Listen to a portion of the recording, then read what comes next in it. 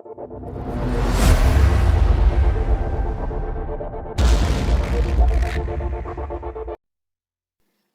আমরা দেখব পদার্থবিজ্ঞানের কিছু টপিক। জবের জন্য এগুলো খুব একটা ডিটেলস লেখা লাগে না। তো শুরুতেই আমরা যেটা দেখব যে পদার্থবিজ্ঞানের রাশি দুইটা ভিত্তিতে ভাগ হয়ে থাকে। এক হচ্ছে মান ও দিকের ভিত্তিতে, এবং একটা হচ্ছে মৌলিক নাকি লব্ধি তার ভিত্তিতে, মানে ওটারে ভাঙলে কেমন পাবো কেমন না। দিকের ভিত্তিতে দুই রকম হয়, এক হচ্ছে ভেক্টর রাশি আর স্কেলার রাশি। ভেক্টর রাশি তাই যার মান এবং মানের সাথে দিক আছে,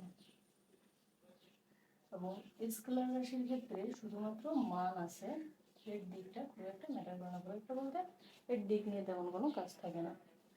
ভেক্টর রাশি যেগুলো সেগুলো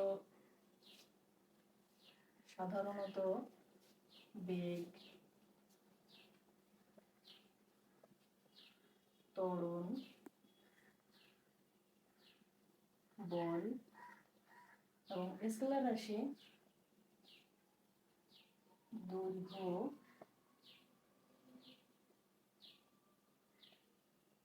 তাপমাত্রা। অন্য দিক দিয়ে আমরা রাশিকে আবার যদি ভাগ করি তাহলে রাশি দুই প্রকার। এক, মৌলিক রাশি,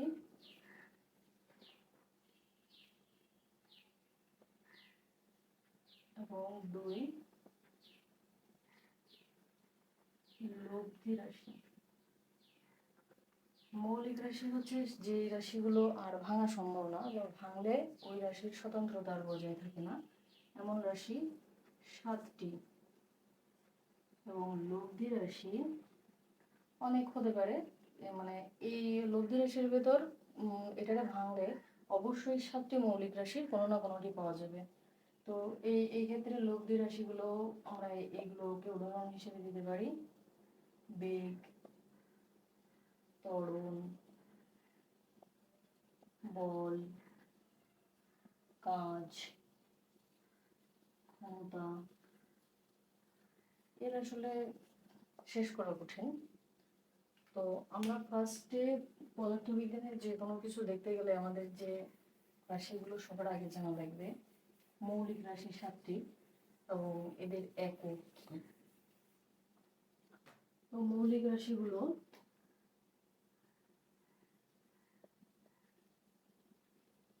আমরা দেখলে, এক হচ্ছে দৈর্ঘ্য, দুই ভর,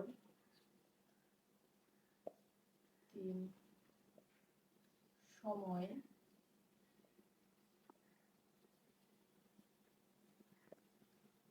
চার তড়িৎ প্রবাহ,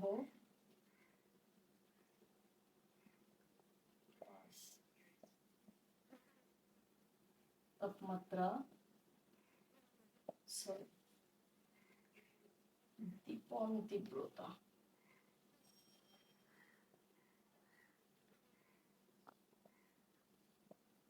দীপন তীব্রতা এবং 7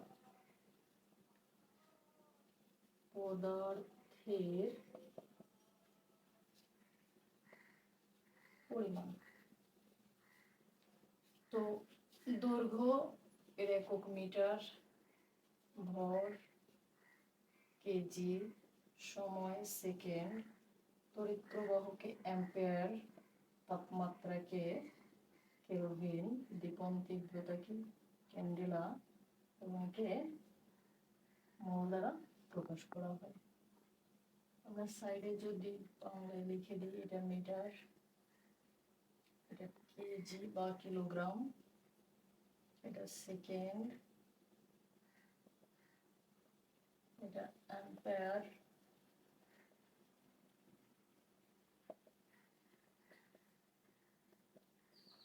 এটা কেলভিন,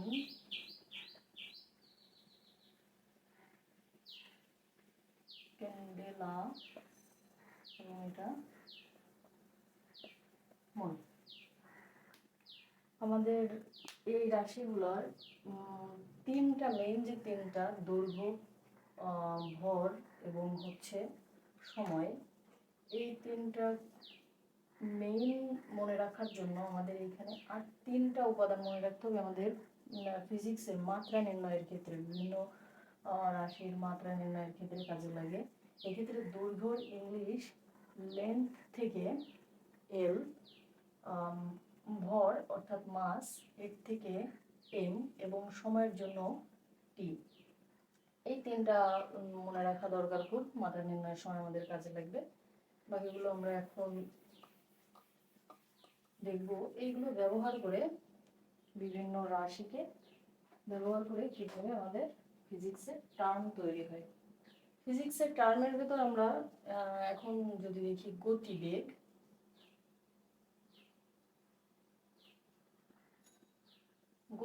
গতির ক্ষেত্রে আমাদের কয়েকটা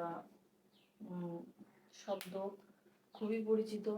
তার প্রথমেই এস অর্থাৎ সরণ। সরণ হচ্ছে কোনো বস্তুর সময়ের সাপেক্ষে শুধু স্থান পরিবর্তন, মানে দূরত্বটা কতটুকু, সময়ের সাপেক্ষে কোনো বস্তুর পরিবর্তিত স্থান হচ্ছে আমাদের সরণ। এরপরে ভি, এটাকে বেগ, ভেলোসিটি থেকে ভি, বেগ বলা হয়। বেগ হচ্ছে সময়ের সাথে স্থান পরিবর্তনের হার, মানে সময়ের সাপেক্ষে স্থান পরিবর্তনের হারকে বেগ বলে। অর্থাৎ স্থান পরিবর্তন যদি এস হয়, তাহলে তার হার অর্থাৎ টি দিয়ে ভাগ করলে যেটা পাওয়া যাবে সেটা বেগ। এবং এরপরে একটা শব্দ ত্বরণ। ত্বরণ সময়ের সাথে বেগের পরিবর্তনের হার, অর্থাৎ ভি বাই টি, এটা ত্বরণ।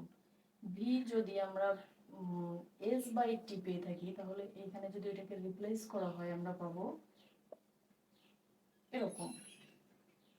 এখানে এস থাকলে টি স্কোয়ার, অর্থাৎ এর একক, সরণের যে একক এটা মিটার, এবং টির একক সময়, এর একক যদি সেকেন্ড হয়, তাহলে আমরা প্রত্যেকটার একক বের করতে পারি।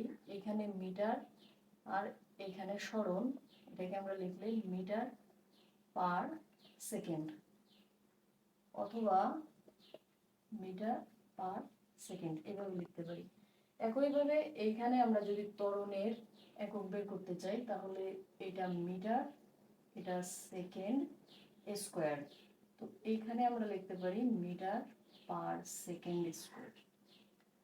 ত্বরণের ক্ষেত্রে আমাদের আর একটা শব্দ মন্দন। মন্দন কি?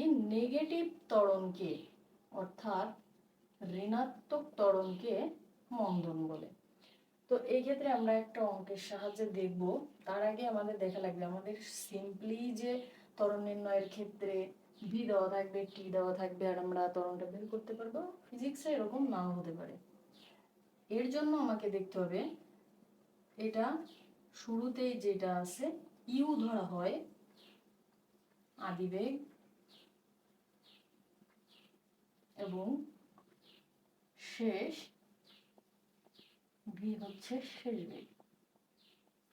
অর্থাৎ একটা গাড়ি বা একটা মানুষ, যে কোনো একটা অবজেক্ট যদি এখান থেকে যাত্রা শুরু করে, তাহলে সে শুরুতে একটা বেগ নিয়ে যাত্রা শুরু করে এবং চলতে চলতে চলতে চলতে এস পথ পাড়ি দেয় টি সময়ে, এবং একটা নির্দিষ্ট বেগে এখানে আবার শেষ করে। তো শুরুতে যে বেগ নিয়ে সে শুরু করছিল যাত্রা এবং যে বেগ নিয়ে সে শেষ করছে, এটাই হচ্ছে আদিবেগ এবং শেষ বেগ। এর ভিত্তিতে যদি আমাদের এ বের করতে হয়, তাহলে সেই ক্ষেত্রে সূত্র আসে ভি মাইনাস ইউ, অর্থাৎ শেষ বেগ মাইনাস আদিবেগ বাই টি। তো এই ক্ষেত্রে আমরা একটা উদাহরণ নিয়ে যদি দেখি, আমরা উপর থেকে মুছে দিই।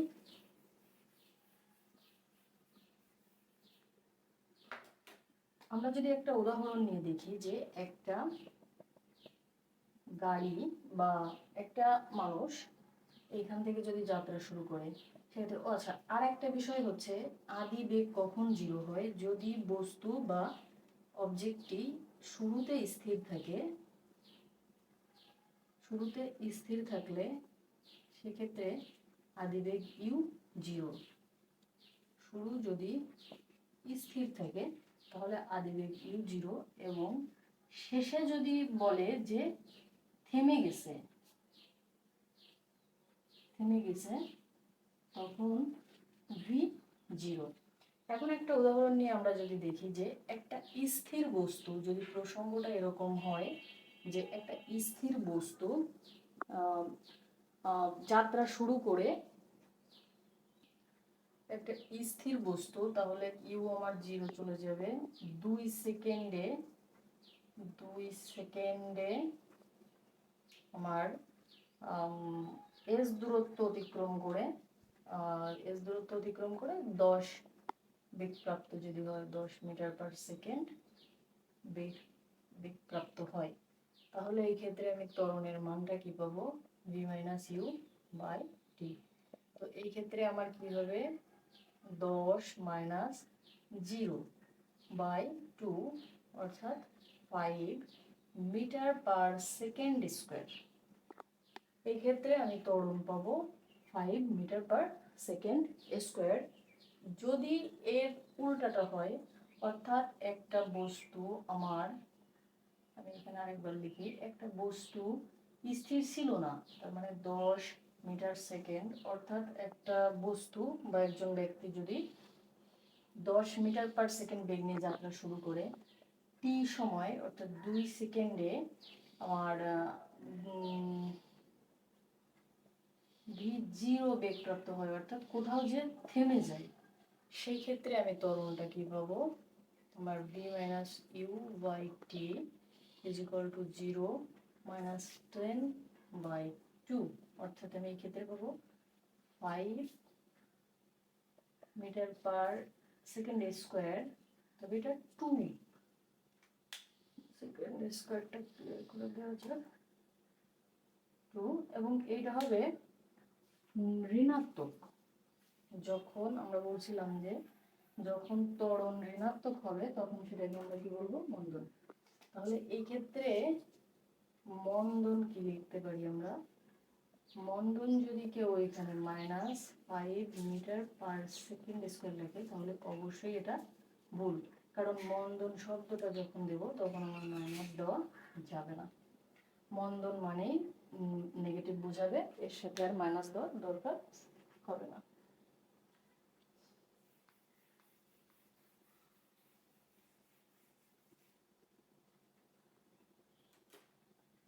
তো এরপরে আমরা যে জিনিসটা দেখব সেটা বল বা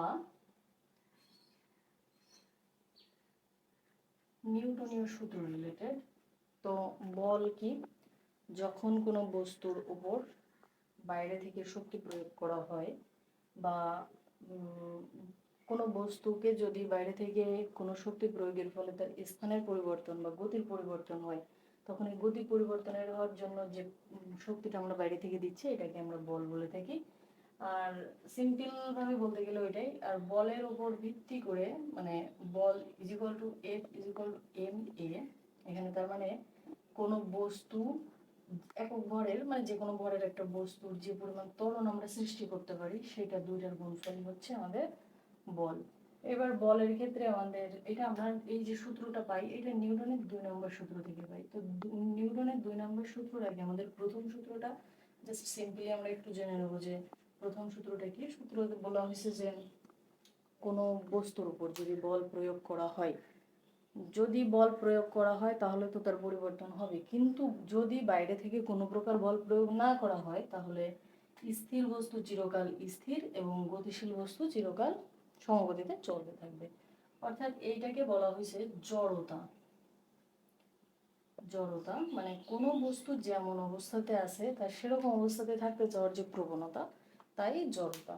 এর থেকে তেমন বিশেষ ডিটেলস কিছু বলা নাই, একটা দুইটা উদাহরণ দেওয়া লাগে যে আমরা যখন গাড়িতে যাই, গাড়িতে চলার ক্ষেত্রে যদি গাড়ি স্থির থাকে আমরা স্থির থাকি, কিন্তু গাড়ি যখন স্টার্ট করে আমরা পিছন দিকে হেলে যাই এবং যখন ব্রেক করে তখন সামনের দিকে ঝুঁকে যাই, এটাকে জড়তার উদাহরণ হিসেবে নেওয়া যায় এবং প্রত্যেকটা বইতে এইটাই উদাহরণ হিসেবে দেওয়া হয়। এরপরে আমাদের যে বিষয়টা আছে 2 নম্বর সূত্রের সাহায্যে F = ma এটা প্রমাণের ক্ষেত্রে আমাদের 2 নম্বর সূত্রে বলেছে যে কোনো বস্তুর উপর প্রযুক্ত বল এটা সমানুপাতিক কার ওই বস্তুর ভরবেগের পরিবর্তনের হারের। অর্থাৎ কোনো বস্তুর ভর যদি m হয় এবং বেগ আদি বেগ u এবং শেষ বেগ v হয়, তাহলে এই ক্ষেত্রে আমরা দুইটা ভরবেগ পাব, আদি ভরবেগ m u এবং শেষ ভরবেগ m v। এবং যখন পরিবর্তনের কথা বলে তখন আমরা আগে শেষটা ধরি, তো পরিবর্তন হবে m v minus m u, এবং যখন পরিবর্তনের হার কথাটা আসবে তখন এটাকে t দিয়ে ভাগ। তো এইটা সমানুপাতিক কার সমানুপাতিক? প্রযুক্ত বলের। তার মানে যে প্রযুক্ত বল দ্বারা এই যে পরিবর্তনটা সাধিত হয়েছে সেই যে বল তার সমানুপাতিক। তো এই সমানুপাতিক চিহ্ন ওঠাতে গেলে আমাদের সবসময় কোনো না কোনো ধ্রুবকের সহায়তা নেওয়া লাগে। তো এখানে নিউটন সাহেব কে নিয়েছিলেন?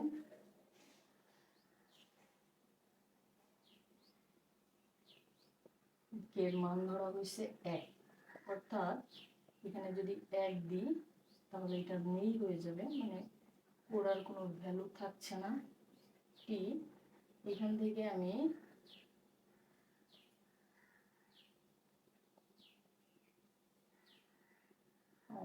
m যদি কমন নিই তাহলে আমার থাকে v minus u by t. আমরা কিছুক্ষণ আগেই দেখছি যে v minus u by t is equal to a ত্বরণ, অর্থাৎ f is equal to m a,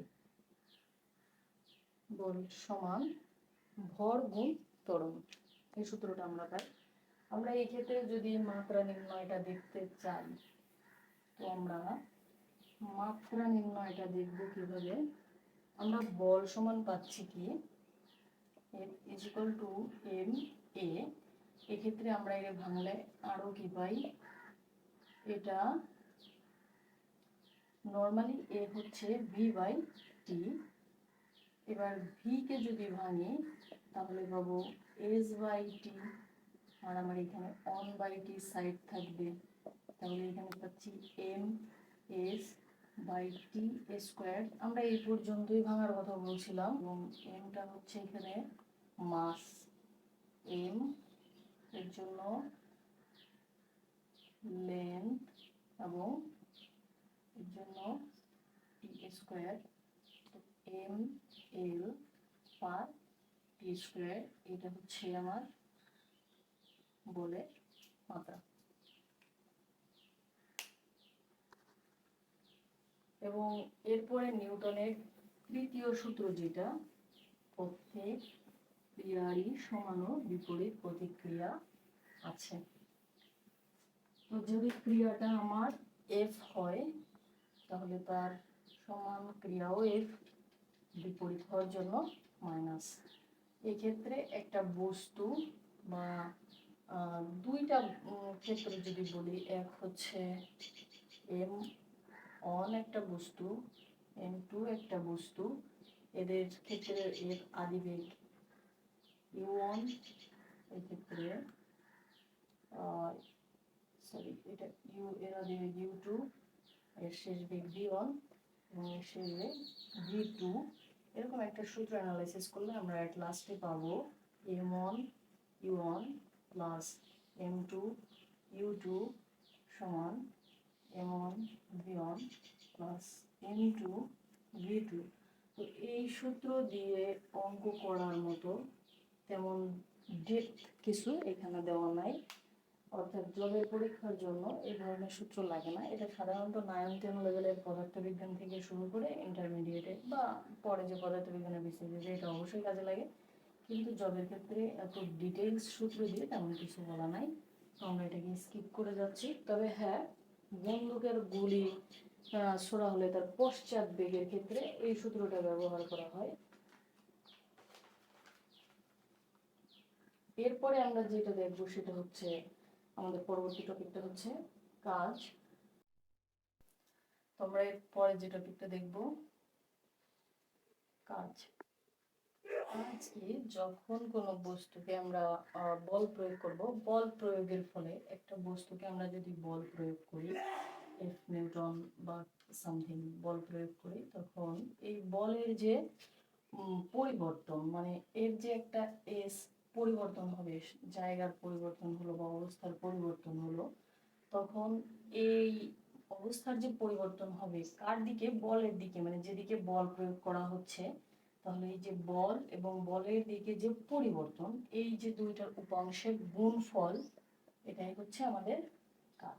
এবং কাজের একক জুল। এছাড়া আরেকটা একক আছে, সেটা হচ্ছে আর্ক। 1 জুল সমান 10⁻⁷ আর্ক। আরেকটা হচ্ছে সিজিএস একক। এটা এসআই একক, মানে সিস্টেম অফ ইন্টারন্যাশনাল, মানে হচ্ছে মিটার, কিলো আর সেকেন্ড এই একক। আর সিজিএস হচ্ছে সেন্টিমিটার, গ্রাম, সেকেন্ড এই একক। তো এই জায়গায় আমাদের W is equal to F S, এটা নিয়ে আমাদের কাজ করতে হবে। যদি কাজের ক্ষেত্রে এস না হয়ে এইচ ব্যবহার হয়, তো আমাদের বুঝতে হবে এটা এভাবে আনুভূমিক না, উলম্ব দূরত্ব। অর্থাৎ যখন উচ্চতা প্রসঙ্গটা আসে, তখন আমরা এস এর পরিবর্তে এইচ ব্যবহার করি। এবং এক্ষেত্রে এফ এর ভেতর আমরা জানি এম এবং এ থাকে, কিন্তু যখন এই উলম্ব দূরত্ব নিয়ে কাজ করব বা উচ্চতা নিয়ে কাজ করব, তখন এ কে রিপ্লেস করে দেবে জি, মানে গ্র্যাভিটি, যেটা অভিকর্ষ ত্বরণ। এবং আমরা অভিকর্ষ ত্বরণ একটা ধ্রুবক, যার মান আমরা 45 ডিগ্রি অক্ষাংশে সমুদ্র তলদেশে একটা নির্দিষ্ট মান ধরা হয়েছে, যেটা 9.8 মিটার/সেকেন্ড²। এছাড়া অন্যান্য জায়গায় এটা নির্দিষ্ট না, তবে আদর্শ মান এইটা ধরে আমরা পদার্থবিজ্ঞানে ম্যাপ করে থাকি। তো এই ক্ষেত্রে আমাদের যদি দেখি যে ডাব্লিউ অর্থাৎ কাজ, তো এখন আমরা দেখব কাজ।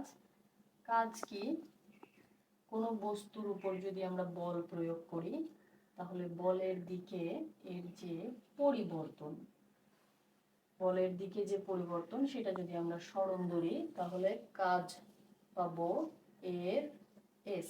অর্থাৎ কোনো বস্তুর উপর প্রযুক্ত বল এবং ওই বল এবং বলের দিকে যে পরিমাণ পরিবর্তন পাচ্ছি বা বলের দিকে যে সরণ, তার গুণফলই হচ্ছে কাজ।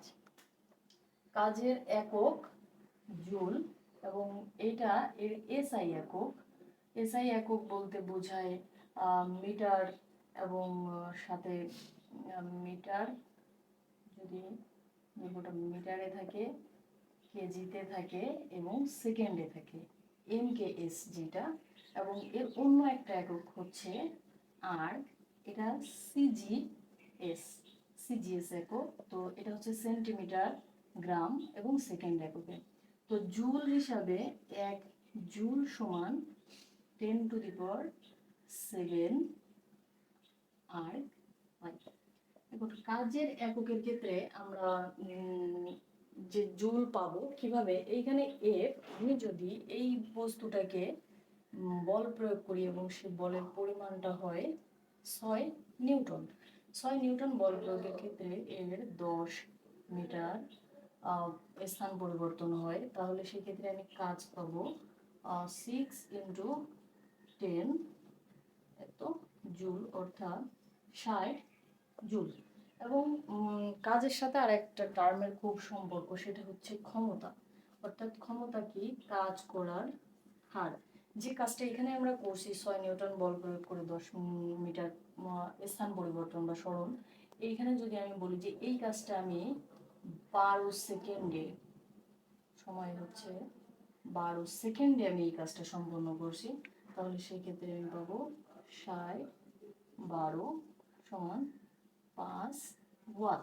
এবং ক্ষমতার একক হচ্ছে ওয়াট। 1 সেকেন্ডে 1 জুল সমান কাজ করলে যে মানে করতে যতটুকু সময় ক্ষমতার দরকার হয়, সেটাই হচ্ছে আমাদের 1 ওয়াট। এবং এই ওয়াট শব্দটার সাথে আমাদের আরেকটা টার্ম যুক্ত, সেটা অশ্ব ক্ষমতা, তার মানে এইচপি। এইচপি অনেক সময় থাকে অশ্ব ক্ষমতা, হর্স পাওয়ার। 1 ওয়াট সমান, সরি 1 ওয়াট না, 1 এইচপি সমান আমরা পাই 746 ওয়াট। এটা একটা ইনফরমেশন, শুধু ম্যাথ করার ক্ষেত্রে এটা কাজে দিবে। আর এরপরে আমাদের এইখান থেকে আরেকটা বিষয় বুঝে নেওয়া দরকার, কর্মদক্ষতা। কর্মদক্ষতা এটা ইটা দ্বারা প্রকাশ করা হয়, এবং এই ক্ষেত্রে পি ড্যাশ পি, এই ক্ষেত্রে পি হচ্ছে কার্যকর ক্ষমতা, যদি বলি কার্যকর ক্ষমতা, এবং এটা হচ্ছে প্রদত্ত বা মোট ক্ষমতা, প্রদত্ত বা মোট ক্ষমতা, এবং এর সাথে পার্সেন্টেজ মানে কত পার্সেন্ট কার্যক্ষম বোঝাতে 100 গুণ দেওয়া হয়। এই ক্ষেত্রে যদি আমরা ক্ষমতা না নিয়ে শক্তির ব্যবহার করি, তো এটা ডব্লিউ দিয়েও করা যায়, মানে কাজ শক্তি একই বিষয়, এটাকে দিয়েও করা যায়। তো কোনো একটা বস্তু যদি এরকম হয় যে তার মোট ক্ষমতা দেওয়া আছে 2 কিলোওয়াট, অর্থাৎ 2000 ওয়াট, এবং একক সময়ে বা আমি একটা নির্দিষ্ট সময় বলে দিলাম যে 5 মিনিট বা 7 মিনিট, এই টাইমে সে এতটুকু কাজ করতে পারে। তো এরকম যদি হয় যে সে 1650 ওয়াট কাজ করেছে 5 মিনিট টাইমে, আমরা ক্যালকুলেট করে পাই। তো সেক্ষেত্রে আমাদের কর্মদক্ষতাটা বের করতে হবে যে 650/2000 ইন্টু 100।